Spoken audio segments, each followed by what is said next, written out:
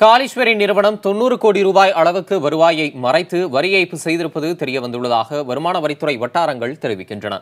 Gold winner சமையல் எண்ணெய் நிறுவனமான காளீஸ்வரி ரிஃபைனரிக்கு சொந்தமான இடங்களில் வருமான வரித்துறையினர் 4 நாட்கள் விடிய விடிய சோதனை மேற்கொண்டனர். ஆய்வு நிறைவடைந்துள்ள நிலையில் 90 கோடி ரூபாய் அளவுக்கு வருவாயை மறைத்து வரி ஏய்ப்பு நடந்திருப்பது தெரியவந்துள்ளதாக கூறப்படுகிறது.